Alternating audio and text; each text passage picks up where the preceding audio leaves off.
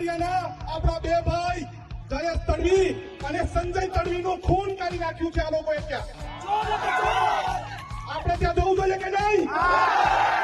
નમસ્કાર મિત્રો, વિડીયોમાં તમારું સ્વાગત છે। અત્યારે હાલ સોશિયલ મીડિયામાં વિડીયો વાયરલ થઈ રહ્યા છે મિત્રો। વાત કરી લઈએ મનસુખ વસાવા પણ જે સંજય તડવી અને જયેશ તડવી જે મરનાર બે યુવકો છે તેમની મદદ માટે મેદાનમાં ઉતરી પડ્યા છે। ત્યારે ધારાસભ્ય ચૈતર વસાવા પણ મેદાનમાં આવી પહોંચ્યા છે। ત્યારે બીજા ધારાસભ્ય અનંત પટેલ પણ તેમના સપોર્ટમાં આવી ગયા છે મિત્રો। તો ખરેખર આમ કહી શકાય કે ત્રણેય નેતાઓ જેમ કે એક ભાજપના સાંસદ સભ્ય મનસુખ વસાવા અને આમ કહેવાય કે આમ આદમી પાર્ટીના ધારાસભ્ય ચૈતર વસાવા, આ બંને નેતાઓ અને અનંત પટેલ, આમ ત્રણ નેતાઓ ભેગા મળીને અત્યારે સંજય તડવી અને જયેશ તડવીને ન્યાય આપવા માટે મેદાનમાં ઉભા રહ્યા છે અને રેલીનું આયોજન કરવાનું છે અને બંધનું એલાન પણ જાહેર કરી દેવામાં આવશે। આવું અત્યારે સોશિયલ મીડિયાના માધ્યમથી જાણવા મળી રહ્યું છે। તો મિત્રો, તમારું શું કહેવું છે? આ ત્રણેય નેતાઓ ખરેખર સંજય તડવી અને જયેશ તડવીને 100% ન્યાય અપાવશે? તમને કેવું લાગે છે?